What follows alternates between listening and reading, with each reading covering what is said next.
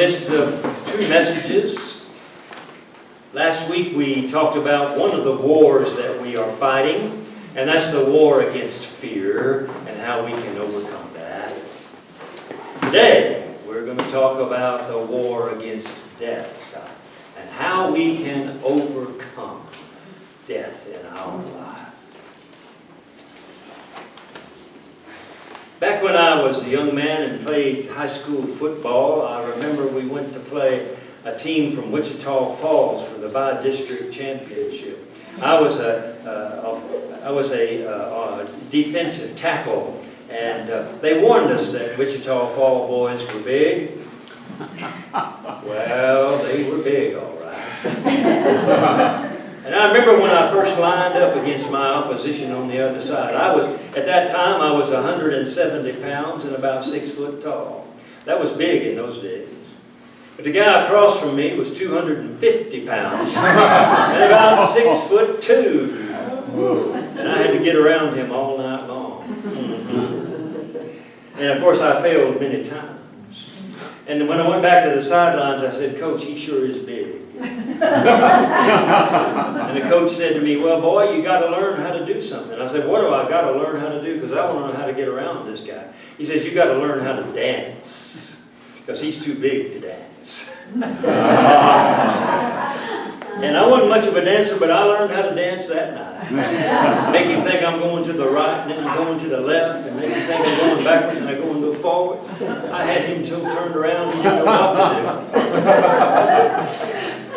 do. Well, that's the way we kind of feel when we come up against death in life. You know, we live in life, everything's nice, we're doing okay, we're going right along. But all of a sudden that big D shows up and death is right in front of us, and we're like, what, oh, what, oh, what are we going to say about that? All this living, all this crying, all this working, all this doing, all this stuff that we enjoy, all this stuff we don't like, all of this stuff that makes up life is just kind of go down the hole in the middle, in the moment of death. I mean, that just seems like kind of a big waste of time, if that's what happens to us, and it doesn't look like it's something that we are in favor of at all. And so we look at that and we wonder, how in the world are we going to get around something like that? Well, it's like the coach said, you got to learn how to dance.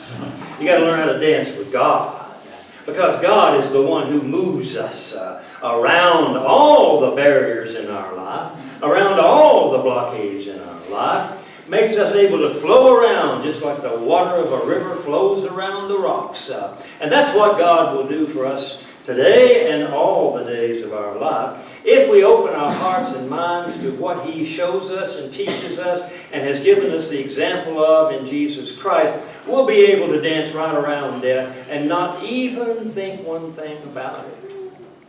So, yes, death is a big problem for the human race. It causes a lot of trouble for us in the sense that because we know we die, we get sick.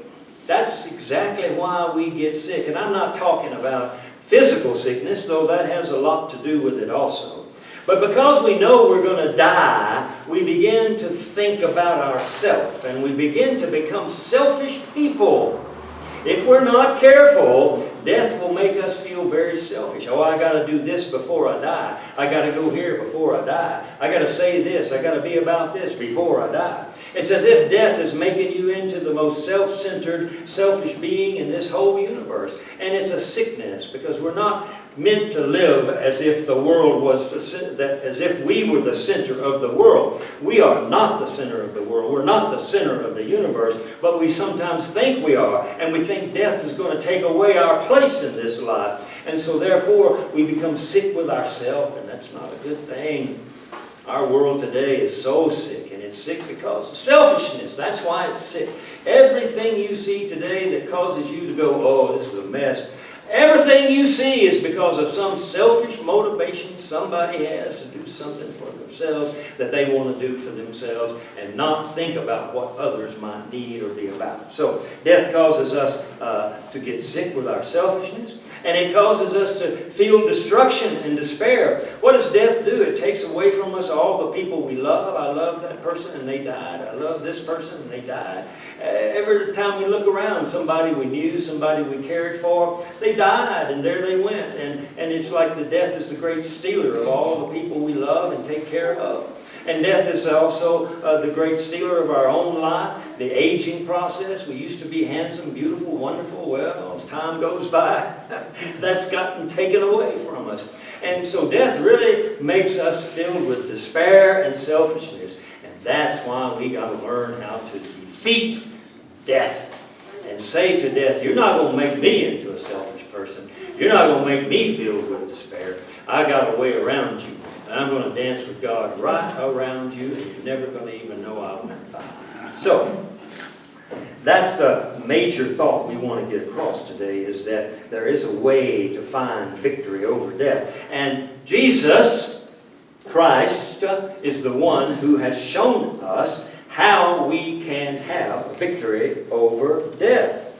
And today, on this Easter Sunday, I'd like to share with you 3 of the major thoughts that Jesus introduces into the world that help us, if we think them, if we believe them, and if we act upon these 3 thoughts, we'll be able to dance around death just as if it were a rock that couldn't move this way or that way.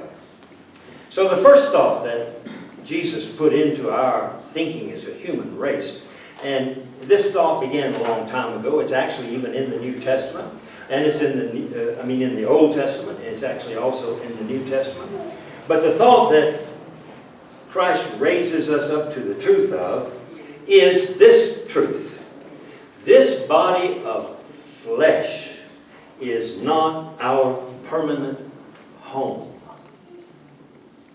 This body of flesh is not our permanent home.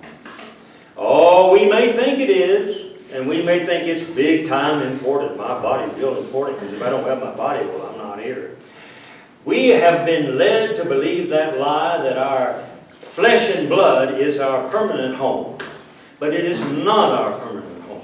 It's not where we were intended to live, and it is not where we shall live forever. But we think of it that way. And that's why Jesus came to preach about the kingdom of God and say to us, listen, you are children of God. What does that mean? It means you're an eternal being. How can you be a children of God and not be an eternal being? Listen, you are a son and daughter of God. What does that mean? You are an eternal being. This flesh and blood passes away. This flesh and blood goes away. This flesh and blood is not meant to last.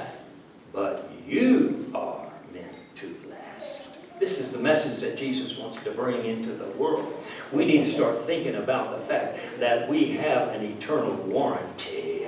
We are meant to live forever, and that this is who we really are.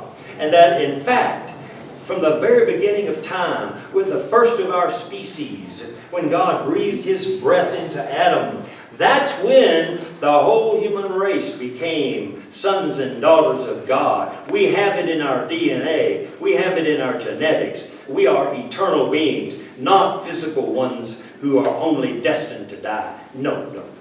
That's not true. And Jesus was a great revealer of truth. And if we believe the truth He reveals, then we can dance right around death. Say, listen, death, you are nobody and you're nothing, because I'm not meant to live in this home, in this world. When I was a young pastor, one of the ministries we had was to the homeless people. That gives you some idea of how long we've had homeless people going on in this world, in the United States. And in the church that I served in, there was an area where the homeless people lived in their tents. And in those days, they didn't even have tents. They just had cardboard boxes to live in. And I had taken on a particular ministry to a homeless person named Johnny. And Johnny lived under one of the bridges there on 183 going into Austin. And that's where he'd been living for as long as I had been a pastor, a young associate pastor at that church, which was at least 4 years. And I'd seen him for 4 years just living under the bridge in that concrete box. And we tried to bring things out to him, give him some food. He was thankful about that. Help him out sometimes when he got a little sick, give him some medicine. We would try to help him find some things that he wanted to eat, and we'd get them over there to him. We tried every way we could, and we said, Johnny, we're going to go to the government office, because in those days the government had a program where if you volunteered to take care of this homeless person, you could get them some money and a place to live, and you could move them into it, and they could get a better life. And so we all adopted Johnny as our hope for being able to change his place of living. And so we worked hard about it. We got everything together, and we went out there, and when we finally got the money and the grant and the place and we were ready to go, we went out there and said to Johnny, we got some good news. And he said, why? He said, well, Johnny, you don't have to live in this cardboard box anymore. And he looked at us and said, but it's my home. We said, no, Johnny, it's not your home. We got a place over here. It's got electricity. It's got light. It's got water. It's got all kinds of stuff. He said, I don't deserve a home. If I deserved a home, I'd have one. But I don't deserve a home. And we tried every way we could to get Johnny to move. And he started to fight us. If we tried to take his grocery basket and move it, he'd jump up and attack us and start hitting us and say, leave my stuff alone. This is my place, and this is where I live. And eventually, finally, we were able to drag him literally over to this little apartment area where we could get him to live. And after he lived there a day or two, he said, this is not so bad. Well, that's a parable of the human race. We're all homeless people. We're all living in a cardboard box.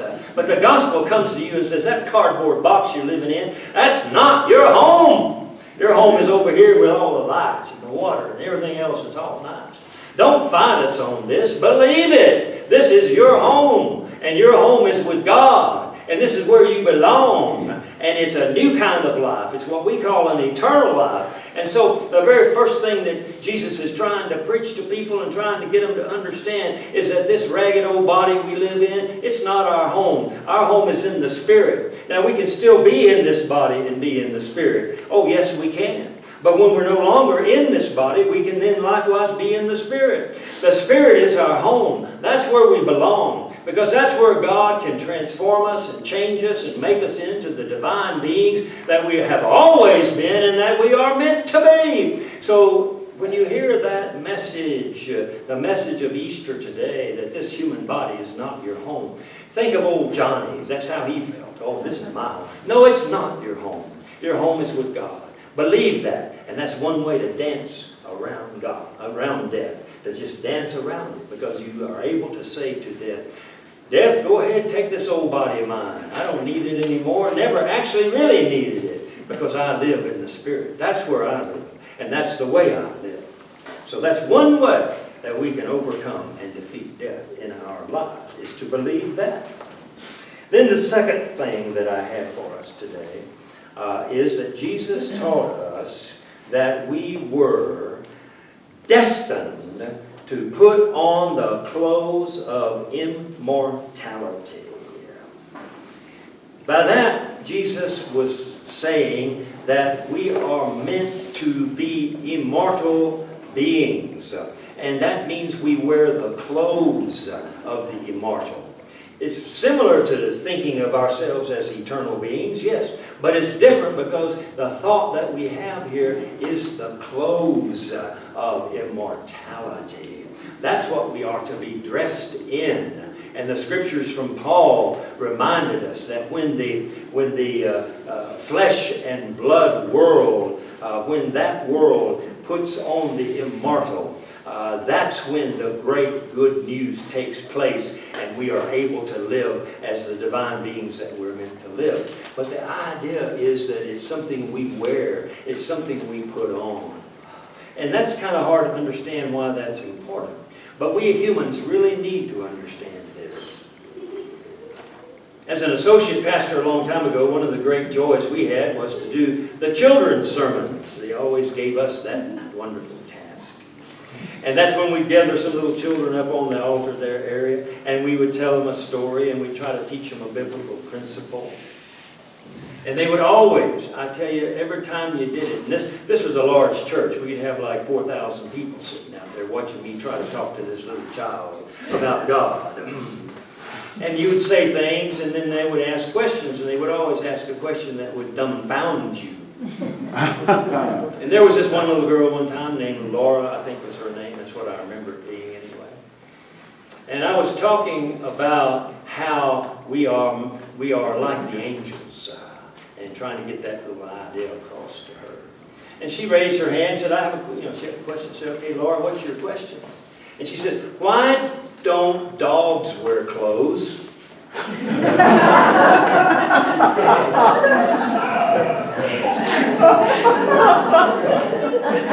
Well, it's a good question, really. Why don't dogs wear clothes? And so I tried to answer it, and I was explaining to her, and of course she didn't understand the word. I said, well, Laura, in this life we're vulnerable. I don't think she had any idea what vulnerable meant. And I said, it's a dangerous world, and we have to wear clothes because we need protection, and we need to be able to survive in this world because it's very hard to survive here, and we need to wear something because otherwise we're naked. And I don't know what all I said, but the congregation had a big laugh about it. And then at the end, she says, oh, I get it. Dogs don't have any money, so God gives them clothes. I said, well, yeah, God is merciful. That's the truth. But we do need clothing. You see, we need physical clothing because if you try to live naked in this world, you'll find out pretty quick that that's a hard thing to do. It's almost like we don't deserve to be here, or we're not designed to be here. Just think about it. If you didn't have clothing, how could you live in this place with the cold weather and the rain and all the other stuff that takes place? It's like somebody put us on this earth as a joke. What are you doing here? You're a naked person. Well, that's a parable for us. It's for us to understand that, yes, we do not belong in this world because this world is only concerned with the perishable things. That's the only thing it's concerned about. It's not perishing. It doesn't want to die. It doesn't want to have anything bad happen to it, so it puts on its clothes and it puts on its little turtle shell and it tries to survive because it doesn't believe it's meant to be here. And that's absolutely true. We're not really meant to be here, but we're meant to be clothed in the things of immortality. We're meant to be clothed in joy. We're meant to be clothed in peace.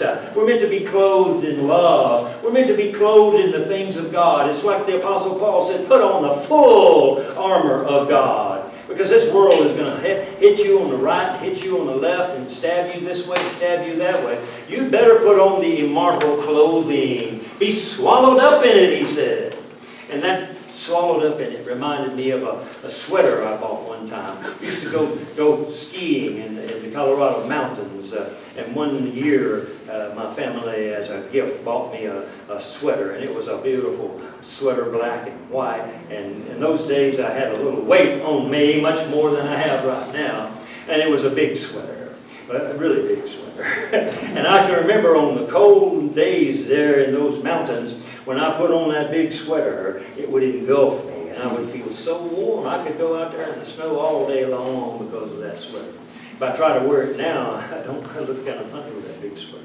But the point is, I felt engulfed. That was the feeling I had. And that's how you need to feel about God. Let God engulf you. Let Him surround you with all these immortal things. Because if you're surrounded with them, then it don't make any difference whether you deserve to live in this world or whether you really are meant to live in this world. None of that makes any difference because you are protected.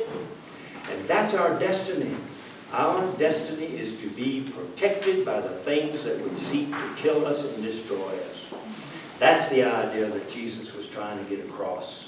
Don't be afraid of death because God's clothing is available. You can wear it anytime, any place, anywhere. You just got to put it on because it is a dangerous, difficult world in which we live. And you need to wear that immortality because that's part of your destiny as well. Not only are you destined to be an eternal child of God, you're destined to wear the immortal clothes of God as well. So that's the second thought I think Jesus gives us that enables us to dance around death. And then the final thought, and this is the one I tell you that is so hard for everybody to believe because we've been so brainwashed. And it has to do with our interpretation of death. Human beings really do believe this. They believe that death is the end of life. If you ask humans to define what is death, well, death is the end of life. That's what they will say. They will say death is the end of life. And I think everybody would say, oh, that's what I believe that too. Yes, death is the end of life. But Jesus came into their midst. And if he taught them one thing, he taught them this thing. Death is not the end of life. It's the end of existence, yes. But existence is not life. Okay? Death is not the end of life. The end of physical existence, yes, it is. Absolutely. But physical existence is not life. You know, the human race has believed so many lies. When we were little bitty humans just getting started in the world and we saw these big dinosaurs that were squishing us and killing us and eating us, we believed that the dinosaurs would rule the world. Wrong. And when we would look at the sun rise in the east and go sit down in the west, we said with great confidence, you know, the sun goes around the earth every day. And we believed that for thousands of years. Thousands and thousands of years. And some people still even believe it to this day. But that's not the case, you see. It's a lie. It's a deception. And when people looked at the earth, it seemed flat to them. And they get in their boats and they go out as far as they could. And they decided, you know, if we keep going, we're going to fall right off the end of the table. Every table is flat. It goes off like this. It goes off like that. And they believed that for thousands of years. Well, I could go on and on about all the kinds of things we have believed, which turned out to be lies. But the great one, the big one, the one we gotta stop believing is that death is the end of life. It is not the end of life. You have had life breathed into you and your ancestors from the very beginning of time. And that life, we call it the breath of God. And it is in you. It is your soul. It is your spirit. It is in you. And death has no power over it whatsoever. Death can end your physical life, but it cannot end your spiritual life or your soul life. It can't even begin to touch it. Back in those days when I was a young pastor and was working with youth, we also worked with the children, and we had a big playground at that church. We had it in the back there. And these young boys, usually it was all the boys, they would get together whenever there was time to go out and play, and they would play war games. And they had little sticks and things, and they would shoot at each other, and somebody would fall down dead, and then somebody else would shoot at them, and they would fall down. And they were having a big time doing that, and I was watching them, but it bothered me that they were so eager to shoot each other. That's the human race for you. But I asked one of the little boys, I said, doesn't it bother you that you're killing your friends out here and shooting them and they're falling down dead? Doesn't that bother you? And he said to me some of the wisest words I've ever heard. He says, oh, Pastor, don't worry about it. Nobody really dies. They just seem to die. Don't worry, Pastor, they'll play again. True. Absolutely true. Yeah, we all will play again. Maybe not on this stage, but there will be stages to play again on. Because we are eternal beings. And that's so hard for us to believe. We want to think we're human beings. And we want to think we die. And that's all we do. No. That's what Easter says. No. That's not the case. You are an eternal being. And you are designed and destined to live forever, ever. You know, many of us have got a lot of troubles we need to get past. And we got a lot of problems we need to get over with. And sometimes people will come up to me kind of the hateful way. I hate that they say this. They say, you know, so-and-so, well, he never repented of his sins. He died a sinner. What do you think about him, Pastor? And I said, well, God's still got a lot of time to work on him. You see, we want to give God a short time. Say, oh God, if you don't save this person in the next 80 or 100 years, then he's lost and you ain't got no chance.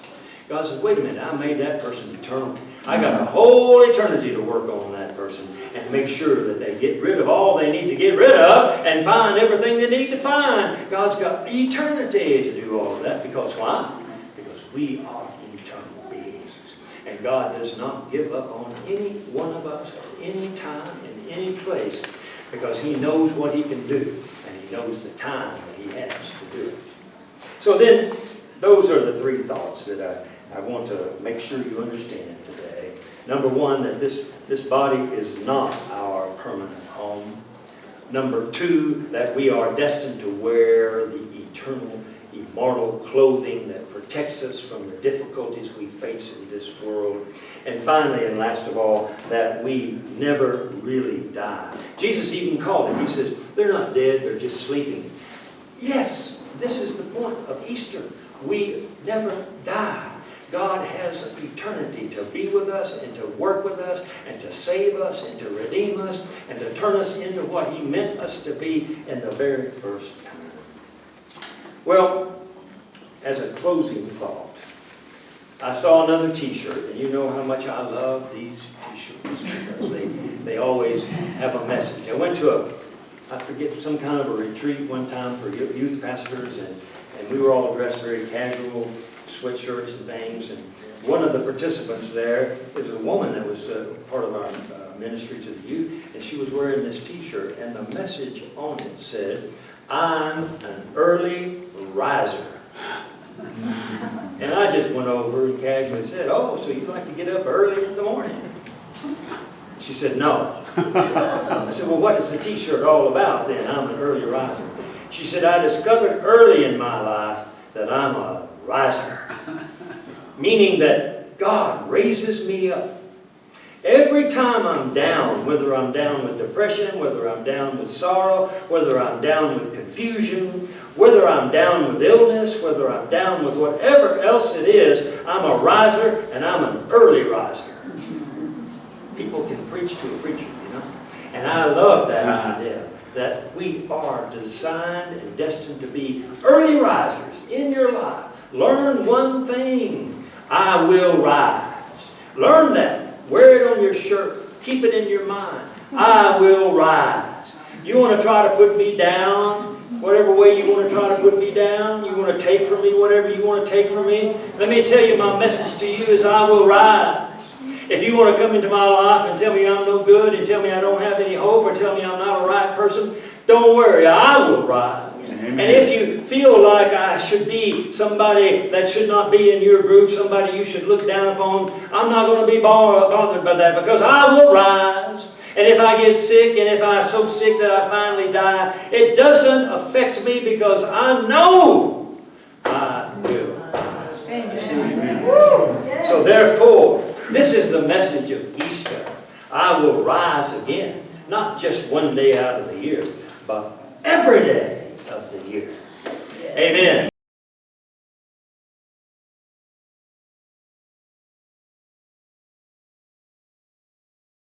Receive our benediction now. And now as you go forth into this world of darkness and this world of death, be the light that God wants you to be, and know that just like Christ, I will rise again. Amen.